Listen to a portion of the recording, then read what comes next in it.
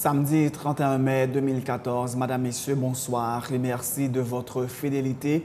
Bienvenue dans ce dernier numéro de Pulsation Week-end pour ce mois de mai 2014. À la une de l'actualité, le député Joseph Wilbert Desormes dénonce l'agression du sénateur Moïse Jean-Charles par un agent pénitentiaire. Il exige que l'agent de la PENA soit sanctionné. Le sénateur Moïse Jean-Charles a été bousculé vendredi à l'entrée de la prison civile de l'Arcaillet. Le parlementaire, dûment muni d'une autorisation écrite du parquet, s'apprêtait à rendre visite aux militants de l'opposition, Rony Timothée. L'Association des industries d'Haïti dit appuyer la position de la CIH, appelant à la mise sur pied d'un conseil électoral qui inspire confiance en vue de la réalisation du prochain scrutin. L'ADI qui appelle à des concessions de part et d'autre pour mettre fin à la crise. Lancement ce samedi de l'Expo Science 2014 au collège Casse-Pressoir. Une exposition de 2 jours des travaux scientifiques réalisés par les élèves. À l'étranger, regain de tension dans la capitale centrafricaine depuis l'attaque mercredi d'une église où 17 personnes ont été tuées. En réaction, des chrétiens ont saccagé une mosquée. Ils ont également dénoncé l'incapacité des autorités à ramener la paix dans la ville. Officiers des forces de police locales et fédérales, forces de sécurité nationales et forces armées du Brésil, au total, 157 000 agents de sécurité seront déployés pour assurer la sécurité lors de la Coupe du monde de football qui démarre le 12 juin prochain. De plus, la FIFA emploie 20 000 agents pour assurer la sécurité dans les stades et aux alentours, ainsi que dans les hôtels et les centres d'entraînement des 32 équipes qui participent au tournoi. En moyenne, 900 agents seront présents à chaque match. En sport, Miami Heat s'est qualifié pour la finale NBA pour la 4e année de suite en remportant la finale de la conférence Est face à Indiana. Le Heat a surclassé les Pacers dans le match numéro 6, 117 à 92. Madame, Messieurs, restez branchés pour le développement de ces titres et de bien d'autres.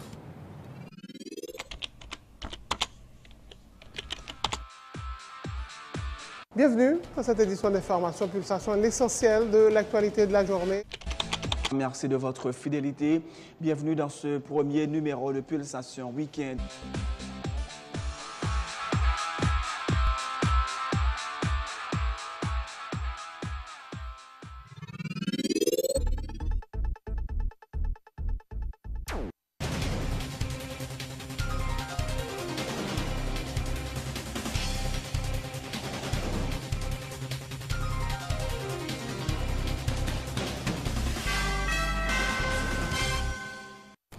De recherche, bienvenue dans le développement du journal. Le député Joseph Wilbert Desormes se dit révolté par l'attitude de l'agent pénitentiaire qui a bousculé le sénateur Moïse Jean-Charles à l'entrée de la prison civile de l'Arcaillet vendredi. Tous les parlementaires, qu'ils soient de l'opposition ou pro-gouvernementaux, devraient unanimement condamner ce geste posé par le policier et exiger qu'il soit sanctionné, a indiqué le député Joseph Wilbert Desormes. Il est à tort pour tout parlementaire. Qu'il s'agisse de parlementaires qui sont en opposition, qu'il s'agisse de ça qui proche gouvernement, pour tout connaître que ces parlementaires, que les sénateurs, que les députés, pour tout font front commun pour ça. Qui fait là pour moun qui fait là pour le payer. Et si c'est moun qui voyait là pour le payer, conséquence ça.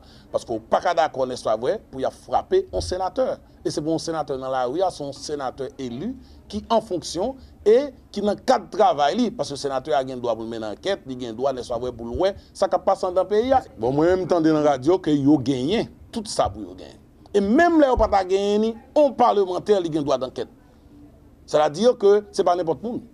Moïse, c'est un monde que tout le monde identifie, tout le monde connaît, et même si on ne pas identifier, il montre carte. Ça veut dire, si pas de possibilité pour l'entour, tu dit, sénateur, mais ça pour faire, et je ne pas que Moïse a fait comme ça. Donc cela veut dire que quel que soit la circonstance, on ne doit pas lever le monde pour faire un parlement. Autre point de l'actualité, le président Michel Martelly a participé vendredi à la cérémonie de collation de diplôme des nouveaux magistrats de la promotion 2012-2014 de l'EMA, dont son épouse Sophia Martelly était la marraine. 39 élèves magistrats, dont 15 femmes, ont reçu en cette occasion leur diplôme. Après 16 mois de formation, ils ont reçu les félicitations du chef de l'État qui a demandé au ministre de la Justice de favoriser leur intégration dans la magistrature. Il a aussi invité ces nouveaux magistrats à faire preuve de compétence, d'honnêteté, d'intégrité et d'indépendance. Le président du Sénat, Dieuseul Simon Dera, et des représentants de la France et du Canada, pays partenaires de la formation, ont également pris part à la cérémonie. De leur côté, le juge Lionel Constant Bourgoin, le magistrat Kissner Michel Termessi et maître Jean-Renel Sanon, respectivement, parrain de la promotion, roi cadet, directeur général AI de l'EMA et ministre de la Justice et de la Sécurité publique, ont tous demandé aux nouveaux récipiendaires de s'acquitter de leurs tâches dans le strict respect de la loi et selon les règles éthiques et déontologiques de cette noble profession. Autre point de l'actualité, l'Association des industries d'Haïti dit appuyer la position de la CCIH relative aux prochaines élections. La Chambre de commerce avait récemment appelé à la mise sur pied d'un conseil électoral qui inspire confiance en vue de la réalisation du prochain scrutin. L'ADI, qui appelle à des concessions de part et d'autre, se dit persuadé que les acteurs politiques arriveront à une entente, sachant qu'il va de l'avenir du pays, rappelant que sans une stabilité politique, il ne peut y avoir d'économie stable et encore moins de croissance. Le Premier ministre Laurent Lamotte a visité lundi les installations de l'entreprise Henri Deschamps à Vareux. Une visite dans le cadre d'une série de rencontres initiées par le chef du gouvernement avec les entrepreneurs locaux en vue d'encourager la production nationale. Le Premier ministre Laurent Lamotte s'est réjoui du support de l'entreprise Henri Deschamps dans l'économie nationale avec un investissement de plus de 20 millions de dollars américains ces 20 dernières années. C'est aussi le 29e plus grand payeur de taxes avec plus de 21,7 millions de gourdes versées chaque année au fisc haïtien, affirme le chef du gouvernement.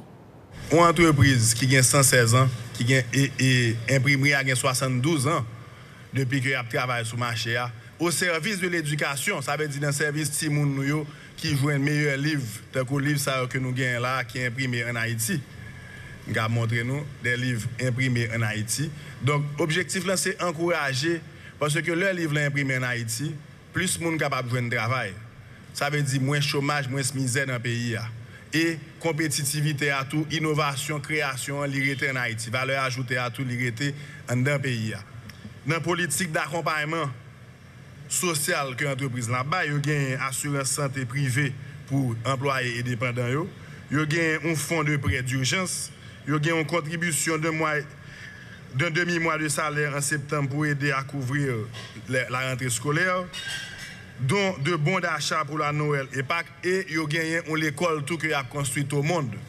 Donc, dans ce sens-là, nous encourageons tout, continuer dans la solidarité sociale là, et continuer tout, et faire des partenariats avec d'autres fondations dans le secteur privé pour que plus l'école doit construire à travers le pays.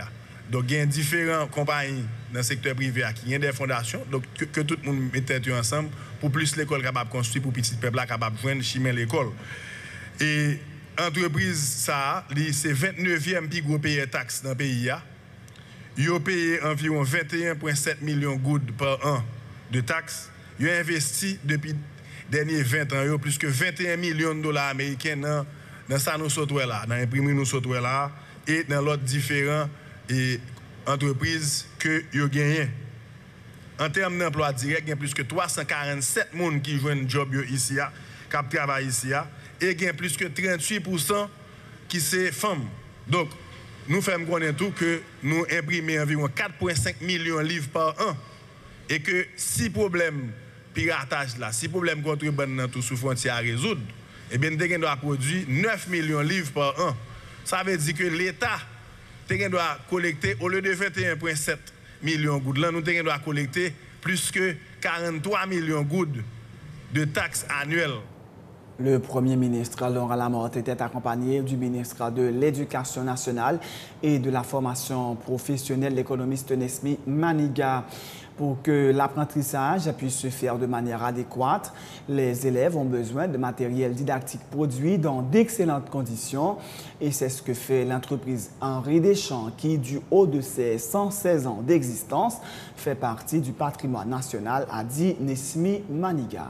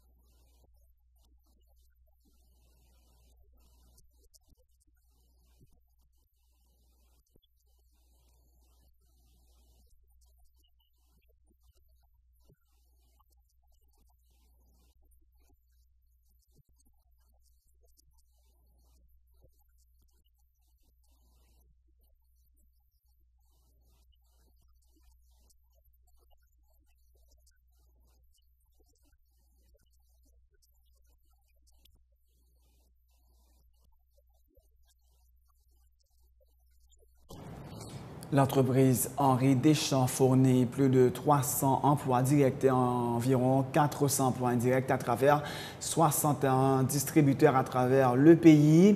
Selon le directeur général de l'imprimerie Deschamps, Willem Frisch, il en a profité pour dénoncer une campagne agressive de piratage des manuels édités et imprimés dans le pays et appelé le gouvernement à mettre en place une véritable politique commerciale et fiscale rentable pour le secteur de l'imprimerie qui génère des milliers d'emplois dans le pays. Willem Frisch s'est toutefois félicité de l'amélioration du climat sécuritaire dans le pays, précisant que ces 25 dernières années, l'entreprise a connu 17 enlèvements, 13 blessés et 1 mort par balle. Fondée en 1898 comme une entreprise commerciale spécialisée dans l'importation et la commercialisation en Haïti de matériel, de manuels et de fournitures scolaires, la maison Henri Deschamps est aujourd'hui âgée de 116 ans au service de l'éducation. En 1943, en pleine Seconde Guerre mondiale, furent créées les éditions ainsi que l'imprimerie afin de produire en Haïti nos propres manuels scolaires. L'imprimerie Henri Deschamps est donc âgée aujourd'hui de 72 ans. Notre entreprise classée 29e en Haïti pour sa contribution aux recettes fiscales de l'État fournit un emploi direct à près de 400 personnes et aussi un emploi indirect à plus de 300 personnes à travers ses 61 distributeurs répartis dans les différents départements du pays. Mais travailler dans ce pays n'a pas toujours été chose facile. Notre entreprise a connu pendant ces 25 dernières années 17 enlèvements, 13 blessés par balle, 1 mort par balle. À ce niveau, nous constatons heureusement une nette amélioration du climat sécuritaire. Pour cela, nous félicitons le gouvernement. Nous sommes victimes d'une campagne agressive de piratage des manuels que nous éditons et publions, des manuels scolaires ou autres ouvrages haïtiens. Sans le support de l'État, nous ne pourrons pas défendre la production nationale et encore moins les droits d'auteur. Nous comptons sur vous pour nous accompagner et supporter dans cette bataille. Monsieur le Premier ministre, permettez-moi de profiter de votre présence ainsi pour solliciter de votre gouvernement la mise en œuvre d'une politique commerciale et fiscale incitative et économiquement rentable pour le secteur des imprimeries. Il y va de la survie de ce secteur et de la protection des milliers d'emplois qu'il génère. Lancement ce samedi de l'Expo Science 2014 au Collège Katz-Pressoir. Une exposition de 2 jours des travaux scientifiques réalisés par les élèves. Le directeur du Collège Katz-Pressoir, Guy Etienne, a fait savoir qu'à travers cette exposition réalisée chaque année et depuis 23 ans par le collège, les élèves arrivent à présenter leurs projets qui répondent, a-t-il dit, aux besoins de développement de la communauté, ce qui fait d'eux des acteurs de ce développement. La réalisation de ces projets est financée à la fois par les parents des élèves, la direction de l'école et le secteur privé des affaires, a indiqué Guy Etienne. Il s'agit des examens de fin d'année des élèves en sciences expérimentales. Ça fait 26 ans depuis que nous avons commencé avec cette pratique et 23 ans depuis que nous réalisons les expos sciences. Et à travers ce travail, les élèves présentent leur conception, ils présentent des projets qui répondent non seulement au programme de cours, mais qui répondent également à un besoin de développement de la communauté. Mais pourquoi l'Expo Science? L'Expo Science, c'est pour mettre les élèves en valeur, premièrement, et pour les intégrer, pour les transformer réellement comme acteurs de changement. Parce que pour nous, un élève qui vient à l'école, qui apprend le français, les sciences, et juste pour avoir des notes, ça ne sert absolument à rien.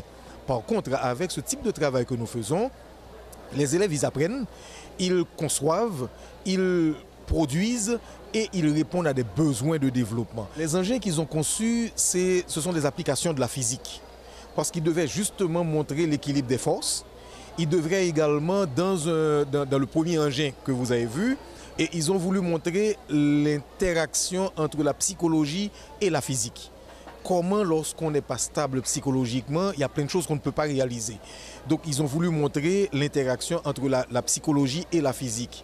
Et dans le deuxième engin qui est arrivé sans volant, là, ils ont voulu mettre en évidence le principe de l'équilibre des forces et montrer comment ils peuvent tourner sans volant.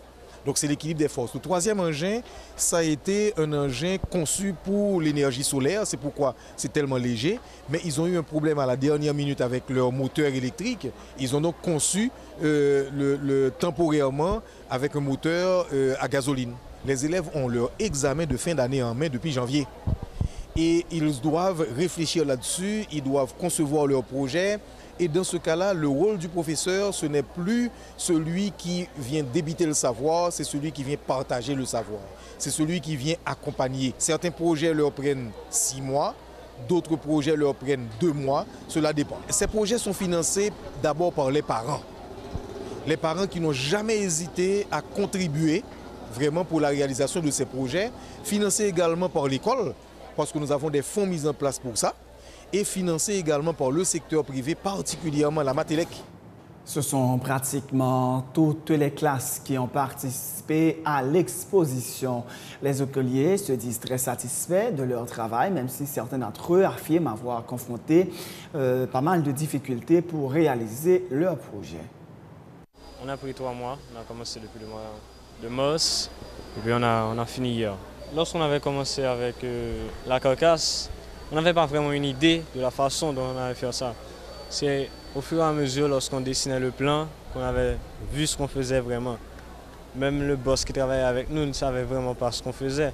C'est lorsqu'on a fini de faire la base et qu'on a commencé à acheter les nœuds, qu'on les a fixés, qu'on a vu ce qu'on faisait maintenant.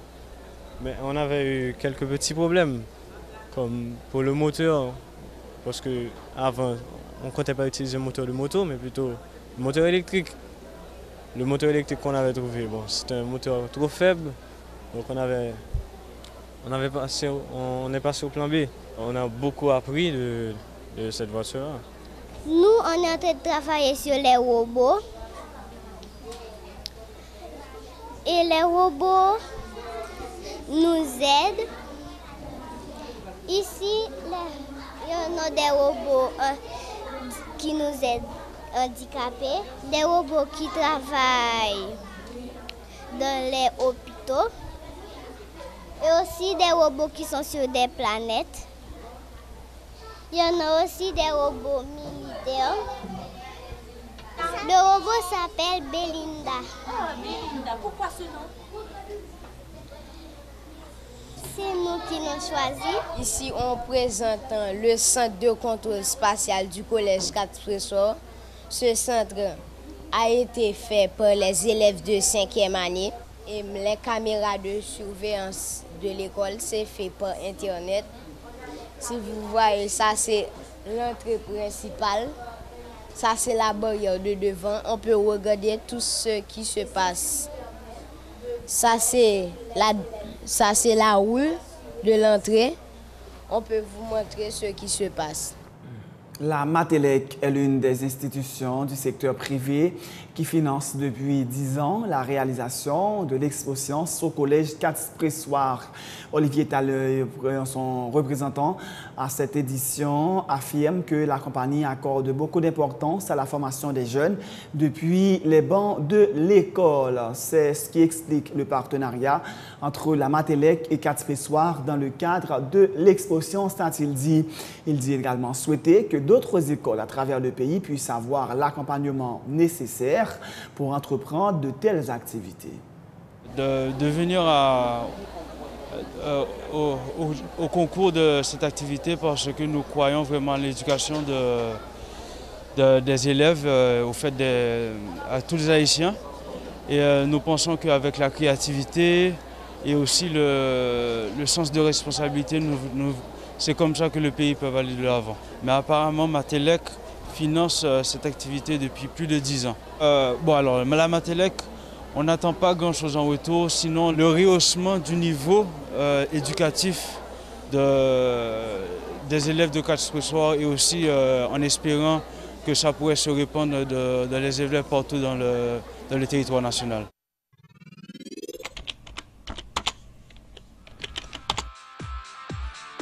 Bienvenue dans cette édition d'Information Pulsation, l'essentiel de l'actualité de la journée. Merci de votre fidélité. Bienvenue dans ce premier numéro de Pulsation Week-end.